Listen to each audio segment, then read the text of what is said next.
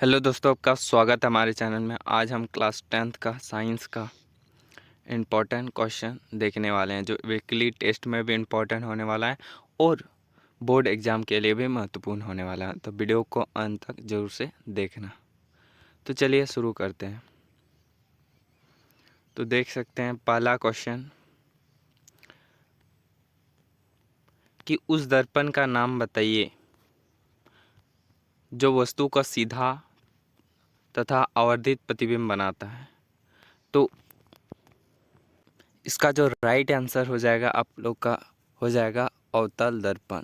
क्या हो जाएगा? अवतल दर्पण। और अवतल दर्पण जो है वह जो वस्तु को सीधा और आवर्धित यानी कि बड़ा प्रतिबिंब बनाता है। अवतल दर्पण इसका राइट आंसर हो जाएगा एक का। दूसरा नंबर क्वेश्चन देखते हैं। दूसरा नंबर क्वेश्चन है कि लेंस की क्षमता का ऐसा मात्रक लिखिए। Right the SI unit of power of lens. तो लेंस की क्षमता का एसआई जो मात्रक होता है वह होता है डायोप्टर। क्या होता है? डायोप्टर। डायोप्टर जो होता है इसका राइट आंसर हो जाएगा। डायोप्टर जो होता है वह लेंस की क्षमता का एसआई मात्रक होता है। इसे डी से सूचित करते हैं। डायोप्टर डी, यानी कि डायोप्टर राइट आंसर हो जाएगा। ये आपका राइट आंसर हो जाएगा जो लिखे हैं। अगला क्वेश्चन देखते हैं। अगला क्वेश्चन है कि आँख के रंगीन भाग को क्या कहते हैं। तो आँख के जो रंगीन भाग होता है उसको हम लोग आइरिस कहते हैं। आँख के रंगीन भाग को आइरिस कहते हैं। आइरिस इसका राइट आंसर हो जाएगा। क्या हो जाएगा राइट आंसर? आइरिस इसका राइट आंसर हो जाएगा। आँख के रंगीन भाग को हम लोग आइरिस कहते हैं।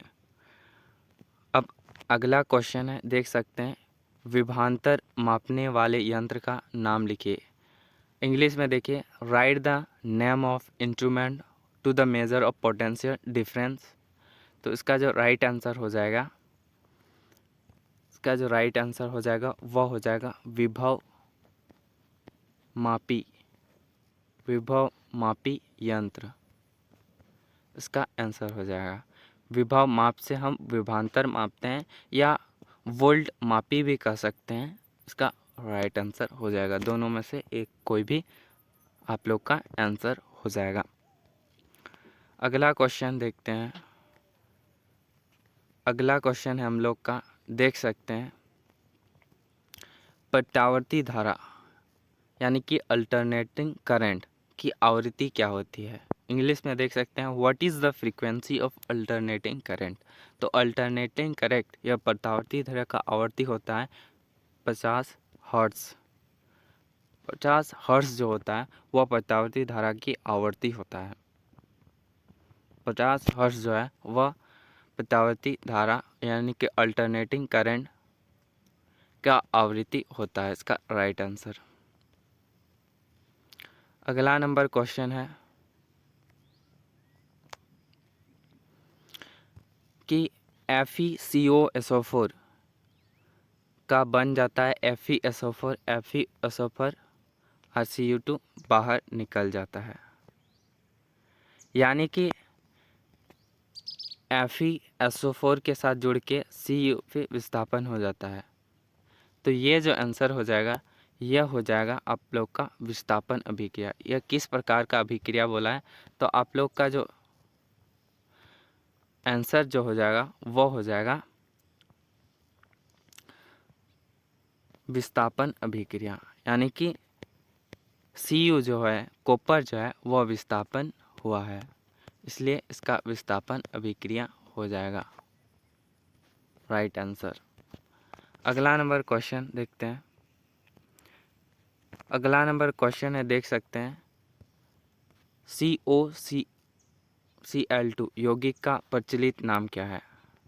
तो कैल्शियम ऑक्साइड क्लोरीन जो प्रचलित नाम जो है वह है ब्लीचिंग पाउडर। क्या है? Bleaching powder.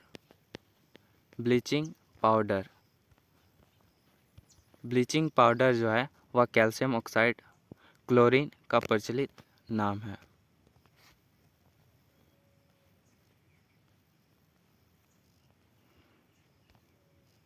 अगला नंबर क्वेश्चन की बात करें तो तांबा और जास्ते का मिश्र धातु क्या है? What is the alloy of copper and zinc? तो इसका जो राइट आंसर हो जाएगा वह पीतल जो है, वह पीतल तांबा और जस्ता का मिश्र धातु होता है, यानी कि पीतल इसका राइट आंसर हो जाएगा। अगला नंबर क्वेश्चन की बात करें, अगला नंबर क्वेश्चन है एल्केन का सामान्य सूत्र। एल्केन, ALKNE, एल्केन 3 भाग होता है इसका। एल्केन, एल्कीन, एक होता है एल्केन, एल्कीन, और एक होता है एल्काइन, YNE। एक होता है ANE, एक होता है ANE, एक होता है ENE, और एक होता है YNE। तो इसका सब लोग का सामान्य सूत्र बता देते हैं। एल्केन AN का होता है CnH2n, 2n+2 होता है। एल्कीन का होता है CnH2n होता है, और एल्काइन का होता है CnH2n-2 होता है। फिर से गौर से सुन लीजिए, CnH2n+2 होता है एल्केन का, एल्कीन का होता है आपका CnH2n होता है, और एल्काइन का होता है CnH2n-2 होता है। यानी यहाँ पे बोला है एल्केन, तो इसका जो राइट आंसर हो जाएगा CnH2n+2 इसका राइट आंसर हो जाएगा।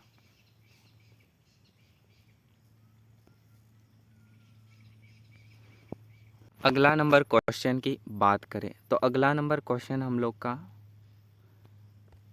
आवर्त सारणी में क्षैतिज कतारों को क्या कहते हैं, यानी कि what is the horizontal row in periodic table. जो पीरियोडिक टेबल में है, पीरियोडिक टेबल जो है इस प्रकार है। Periodic table element hydrogen, helium, lithium, barium, फिर इस प्रकार है। तो देखिए हॉरिजॉन्टल मतलब इस प्रकार, इधर से देख रहे, हॉरिजॉन्टल मतलब इधर से। जो पीरियोडिक टेबल होता है लेफ्ट से राइट से जिस प्रकार लाइन खींच रहे हैं उस साइड हॉरिजॉन्टल कहते हैं, और वर्टिकल मतलब सीधी, इस प्रकार। तो पीरियोडिक में देखेंगे, देखिए वर्टिकल इसी को कहते हैं। तो वर्टिकल में बात करें, वर्टिकल में आवर्त श्रेणी में ऊर्ध्वाधर कतार को क्या कहते हैं? वर्टिकल मतलब ऊर्ध्वाधर कतार। तो पीरियोडिक टेबल में अगर ऊर्ध्वाधर कतार पूछे तो आपका राइट आंसर हो जाएगा, आपका जो राइट आंसर हो जाएगा वो हो जाएगा आपका वर्ग, यानी कि ग्रुप। अगर वर्टिकल यानी कि ऊर्ध्वाधर कतार में पूछे तो वर्ग या ग्रुप इसका राइट आंसर हो जाएगा। अगर यहाँ पे पूछा है आवर्त सारणी में क्षैतिज कतारों के क्या कहते हैं, यानी कि horizontal row in periodic table, तो यहाँ पे क्षैतिज कतार बोला है, हॉरिजॉन्टल बोला है। तो इस लाइन इस प्रकार पीरियोडिक टेबल में इस प्रकार एलिमेंट को देखिएगा, इस प्रकार एलिमेंट दिया रहेगा हाइड्रोजन, हीलियम, लिथियम। तो इस लाइन को हम लोग पीरियड कहते हैं। क्या कहते हैं? पीरियड, पीरियड यानी कि आवर्त, हिंदी में आवर्त कहते हैं। आवर्त इसका राइट आंसर हो जाएगा।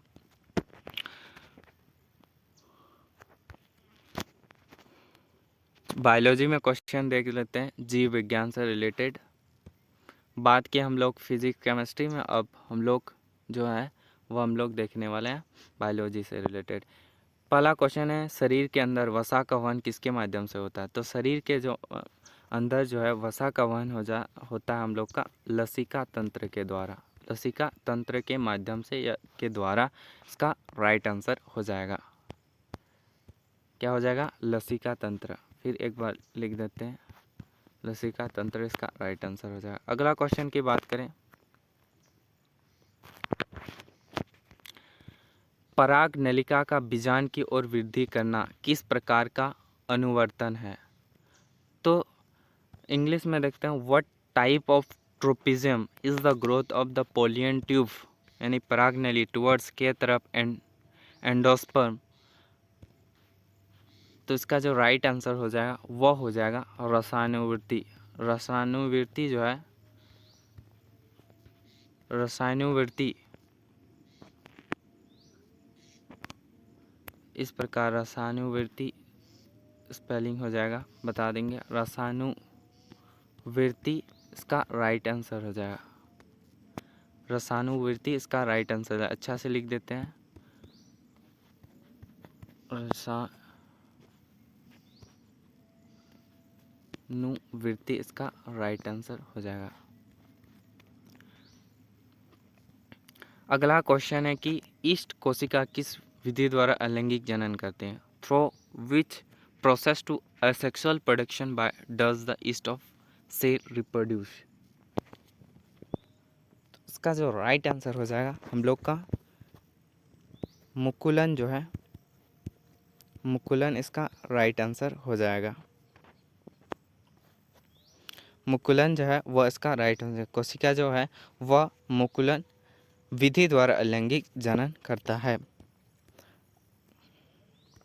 अगला नंबर क्वेश्चन की बात करें, अगला नंबर है समजात अंगों का उदाहरण है, यानी कि होमोलोजस ऑर्गेन्स। तो आपका यहाँ पे हो जाएगा मानव का हाथ, पहला तो मानव का हाथ, दूसरा लिख सकते हैं चमगादड़, चमगादड़ का पंख, दो इसका राइट आंसर हो जाएगा। इसके अलावा भी बहुत कुछ होता है, चमगादड़ का पंख, मानव का हाथ यानी मानव या मनुष्य का हाथ, इसके बाद लिख सकते हैं पंछी का पंख,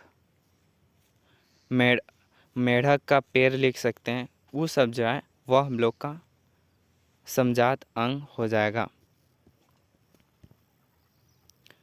अगला नंबर क्वेश्चन की बात करें, अगला नंबर है हवा के बहने का मुख्य कारण क्या है?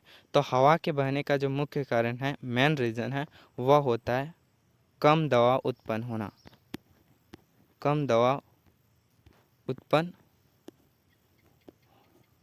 उत्पन्न होने के कारण। कम दबाव कैसे उत्पन्न होता है, कम दबाव कैसे आंसर हो जाएगा? देखिए, हवा बहने का जब कम दबाव होगा तब हवा जो है वह उच्च दबाव से निम्न दबाव यानी कम दबाव की ओर हवा बहता है। तो इसका जो राइट आंसर हो जाएगा वह हो जाएगा, आप बड़ा करके भी लिख सकते हैं, कम दबाव का उत्पन्न होना, क्योंकि देख सकते हैं कि हवा जो बहता है वह उच्च दबाव से निम्न दबाव यानी कि कम दबाव की ओर बढ़ता है, इसलिए इसका राइट आंसर हो जाएगा। कैसा लगा यह वीडियो ज़रूर से बताएगा, अच्छा लगा तो ज़रूर से लाइक शेयर सब्सक्राइब करिएगा और मिलते हैं अगली वीडियो में। ज़रूर से, तब तक के लिए जय हिंद।